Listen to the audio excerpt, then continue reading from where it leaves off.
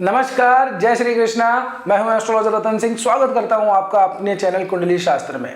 आज हम देखेंगे 26 जनवरी से लेकर 1 फरवरी के बीच में क्या कुछ ग्रहों में परिवर्तन हुआ है और उसका असर आपके ऊपर क्या रहेगा। एक एक करके बात करें तो करियर और जॉब सबसे पहले हम देखें तो आपके दशम भाव के अंदर चतुर्ग्रही योग बना हुआ है और ये पिछले संक्रांति के आसपास जो मकर संक्रांति थी वहीं से बन गया था। अभी वर्तमान में वैसे तो इनमें कोई राशि परिवर्तन तो नहीं हुआ है, लेकिन नक्षत्र बदल गए हैं। जी हाँ, नक्षत्रों ने बदली है चाल। क्या होगा आपका हाल।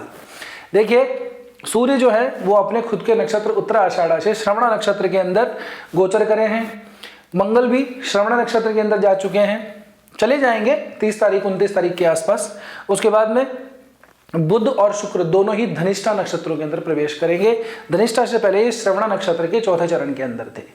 क्या है इस बात का मतलब, शुक्र और जो बुध हैं ये इस सप्ताह के मध्य के अंदर लगभग 29-30 जनवरी के आसपास तब ये प्रवेश करेंगे। इससे पहले ये श्रवण नक्षत्र में ही रहेंगे।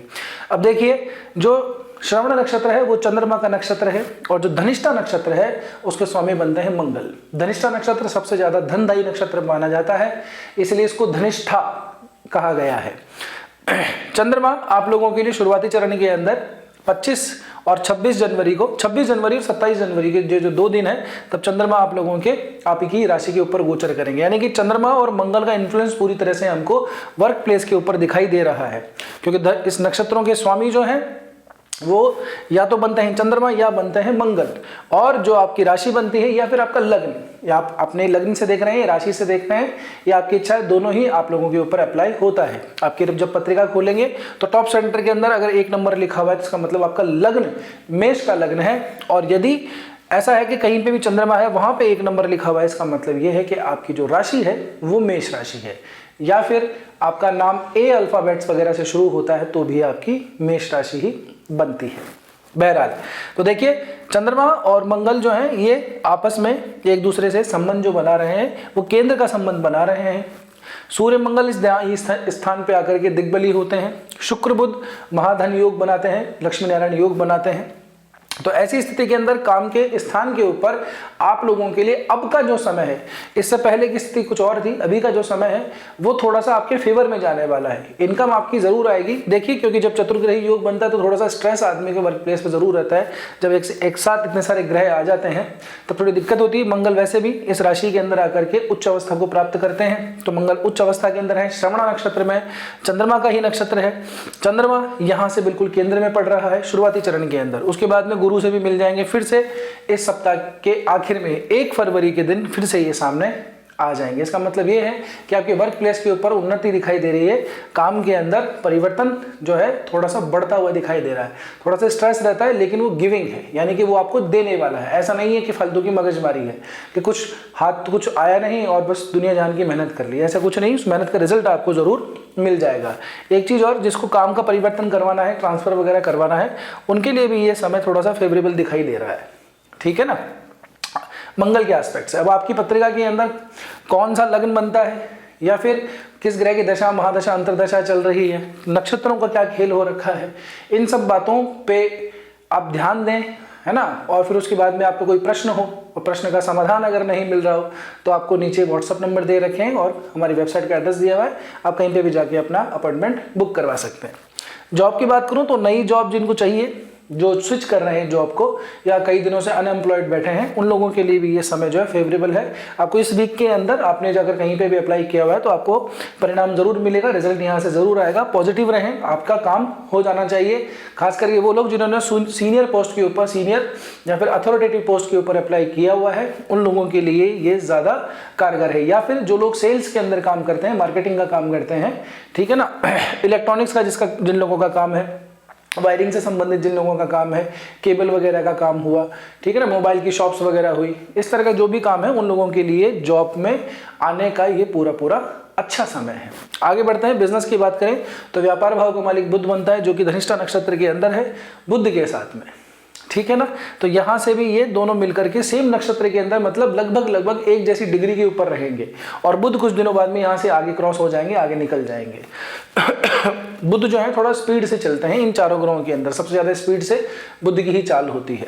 तो बुध सबसे पहले आगे निकलेंगे। पर बहरहाल अभी के लिए जो है इन दोनों की लगभग सेम डिग्री रहेगी, यानी कि सेम अलाइनमेंट रहेगा। अब ये आपको क्या है, रात में तो दिखाई देंगे नहीं क्योंकि सूर्य के साथ में है, तो ये दिन के अंदर दिखाई देते हैं। अब दिन के अंदर हमको कोई तारा दिखता नहीं है, ठीक है ना। तो लेकिन वैसे जगह अगर कोई टेक्निकल अगर आप एनालिसिस करें तब समझ में आएगा कि ये अभी सेम डिग्री के ऊपर है, यानी कि सूर्य के बिल्कुल अलाइनमेंट के अंदर बने हुए हैं, ठीक है ना। तो यहाँ से आप लोगों को व्यापार के अंदर लाभ मिलता हुआ दिखाई दे रहा है, और जो लोग नया स्टार्टअप करने की कोशिश कर रहे हैं उनको भी यहाँ से प्रॉफिट मिलता हुआ दिखाई दे रहा है। आगे बढ़ते हैं मनी और असेसमेंट की। तो मैं पैसे की तो आपको पहले ही बात कर चुका हूँ, आपको फायदा मिलेगा, पैसा जरूर आएगा। जो अटका हुआ पैसा है उसमें थोड़ी सी दिक्कत अभी रहेगी, जब तक कि ये यहाँ से निकल करके और आगे नहीं बढ़ जाते। अटके हुए पैसे के अंदर थोड़ी सी समस्या आ सकती है, लेकिन अगर नॉर्मल अगर आप ऐसा है कि पैसा हमारे पास सैलरी वगैरह है ना, वो आनी है। मैं अटके हुए पैसे की वो बात कर रहा हूँ कि आपने किसी को उधार दे रखा है, बहुत टाइम से दे रखा है, लेकिन वो आ नहीं रहा है। मैरिज डिस्प्यूट्स का भी थोड़ा सा यहाँ पे दिखाई देता है। आप उसको सॉल्व करने का प्रयास करेंगे इस टाइम पे, कहीं ना कहीं किसी ना किसी की मदद लेंगे, चाहे तो लीगल मदद हो या फिर किसी अच्छे एस्ट्रोलॉजर से आप संपर्क करें। जैसे भी तैसे भी हो, आप उसका प्रयास जरूर करेंगे जिनका मैरिज डिस्प्यूट चल रहा है। तो बिजनेस के लिए समय वेरी गुड है, बहुत बढ़िया है। आपको काम मिलेगा, काम के अंदर आपकी कमी बिल्कुल नहीं आएगी, और काम मिलेगा आपको पैसे वाला, ठीक, जिससे आपकी ग्रोथ और ज़्यादा बढ़ेगी। यानी कि एक ऐसा क्लाइंट मिलेगा जिससे कि आपके 4 क्लाइंट और बनेंगे। आगे बात करें आप लोगों के लिए रिलेशनशिप की, तो देखिए रिलेशनशिप भाव का मालिक सूर्य बनता है, जो कि खुद कहाँ बैठा है, श्रवण नक्षत्र के अंदर, चंद्रमा के नक्षत्र के अंदर। चंद्रमा स्वयं जो है आपके ऊपरी भाग से गोचर कर रहे हैं, यानी कि यहाँ से मेष के बाद में वृषभ में उच्च अवस्था को प्राप्त करेंगे, फिर उसके बाद में गुरु के साथ में संपर्क करेंगे, बहुत अच्छा योग बनाएंगे, फिर वापस से स्वराशि के हो जाएंगे। तो चंद्रमा की पोजीशन ओवरऑल अभी के सप्ताह के लिए काफी बेटर है, ठीक है ना। तो उस नज़रिए से भी देखो आप, तो भी अभी जो पोजीशन है आप लोगों की पहले के मुकाबले ठीक है। हालांकि केतु का यहाँ पे विराजित होना जो है थोड़ा सा परेशानी का सबब बना रहा है, लेकिन 25 अभी जनवरी के दिन जो है इन्होंने भी, राहु और केतु ने भी नक्षत्र के पद में परिवर्तन किया है ना।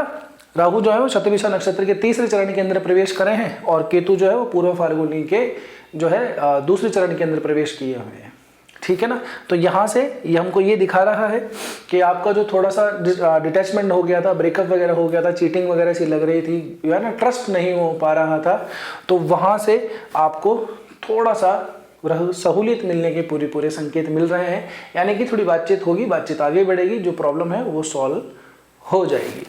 दाम्पत्य जीवन जो है मैरिज वालों के लिए मैंने वैसे भी कहा आप लोगों को कि जिनके मैरिज के डिस्प्यूट चल रहे हैं वो सॉल्व करने का प्रयास करेंगे। जिनके सब कुछ ठीक ठाक चल रहा है उनके लिए मच बेटर टाइम है, बहुत बढ़िया है। लेकिन यह है कि काम के अंदर ज़्यादा इन्वॉल्व होने की वजह से थोड़ा सा घर के ऊपर थोड़ा सा कम ध्यान दे पाएंगे, टाइम थोड़ा कम दे पाएंगे, और यही उनको शिकायत भी बनी रहेगी। मगर कोई बात नहीं, काम पहले है, ठीक है ना। और बहुत लंबा अगर डिस्टेंस हो गया है तो फिर वो भी आपको सॉल्व कर ही लेना चाहिए। हेल्थ की अगर मैं बात करूं तो हेल्थ की दृष्टि से अभी का जो समय है थोड़ा सा आप लोगों के लिए ऐसा है कि जिन लोगों को प्रॉब्लम रहती है, खास करके स्किन की प्रॉब्लम, डिजीज की प्रॉब्लम, वाइट रैशेस, दाग वगैरह, सिरोसिस की थोड़ी सी प्रॉब्लम है ना, या हेरिडिटी की थोड़ी सी प्रॉब्लम है, बाल वगैरह थोड़ा सा उड़ जाते हैं, जल्दी टूट रहे हैं, इस तरह की प्रॉब्लम आपको अभी दिखाई देगी, बाल बहुत जल्दी टूटने लगेंगे। तो हेल्थ के अंदर तो इतना ही इशू है, स्किन से संबंधित इशू है। अंडफंट मत खाइएगा, नहीं तो फूड पॉइजनिंग वगैरह भी होने के चांसेस है। बाकी जो पुरानी बातें हैं वो अमूमन सेम सी ही हैं। बात करते हैं आपके लिए किसी अच्छी सी रेमेडी की, तो मैं तो आपको हर बार ही कहता हूँ, फिर से कह रहा हूँ कि मंगलवार के मंगलवार हनुमान जो है मंदिर के अंदर जाया कीजिए और सुंदरकांड का पाठ किया कीजिए। अगर सुंदरकांड का पाठ आपसे नहीं हो पा रहा है, देखिए जो कर सकते हैं संस्कृत निष्ठ है, जिनकी थोड़ी बहुत संस्कृत ठीक ठाक है, तो वो वाल्मीकि रामायण वाला सुंदरकांड का पाठ करें। हिंदी आती है तो फिर अपना जो तुलसीदास जी की जो रामचरित मानस है, उस मानस में से जो भी सुंदरकांड दिया हुआ है वहाँ से कर सकते हैं। दोनों में ही समस्या आ रही है तो एटलीस्ट हनुमान चालीसा, हनुमान अष्टक और राम स्तुति तो करनी चाहिए। और जहाँ पे भी आपको कोई ज़रूरतमंद पशु मिल जाए, ठीक है ना, उनकी सेवा आप कर दें। विशेषतः बंदरों की जो है आप लोगों को करनी चाहिए, पता नहीं किस रूप में आकर भगवान मिल जाए अपने को, ठीक है ना। इसलिए किसी भी रूप के अंदर जो भी कोई पशु वगैरह हो उसकी सेवा आप लोगों को ज़रूर करनी चाहिए, क्योंकि वैसे इसका जो सिंबल है वो मेष, ठीक है ना, मेष आप समझते हैं ना, हाँ, तो मेष का सिंबल बनता है। हनुमान जी जो है वो स्वयं जो है हम उनको जो बंदर है ना, वहाँ से भी जोड़ के देखते हैं, है ना, कपीश कहा जाता है उनको, है ना, वानरात मुख्यम। तो वानर जैसा जिनका मुख है वो हनुमान जी हैं, तो आपको या तो बंदरों की सेवा कीजिए, या ना, या फिर सेवा का मतलब कुछ खाने वगैरह उनको डोनेट कर दीजिए, या फिर किसी जो भी आपको कोई पशु मिले उनसे संबंधित जो भी आप कर सकते हैं। किसी को चारा खिला सकते हैं तो चारा खिलाइए, किसी को गुड़ खिला सकते हैं तो गुड़ खिलाइए, किसी को दाल खिला सकते हैं तो दाल खिलाइए, वो आपके ऊपर है। ठीक है, तो ये काम आप ज़रूर से कीजिएगा। आशा करता हूँ अगर यहाँ तक पहुँचे हो तो वीडियो ठीक ही लगा होगा, तो सब्सक्राइब कर लो चैनल को अगर नए हो, और वीडियो कैसा लगा कमेंट करके ज़रूर बताइएगा। लाइक आपने आप तक कर ही दिया होगा। एक रिक्वेस्ट है, रुक जाइए 2 मिनट के लिए। अगर आप कमेंट सेक्शन में जाते हैं तो वहाँ पे स्वाइप करेंगे तो HYPE हाइप का ऑप्शन आएगा, वीडियो को हाइप ज़रूर से दे दीजिएगा। ठीक है ना, खूब अपने चैनल को, अपने वीडियो को हाइप करो ताकि मैक्सिमम रीच पहुँचे लोगों तक। ठीक है, बस तब तक के लिए स्वस्थ रहिए, मस्त रहिए, मिलते हैं अगले वीडियो में। जय श्री कृष्णा, जय श्री राम, जय जय बजरंगबली।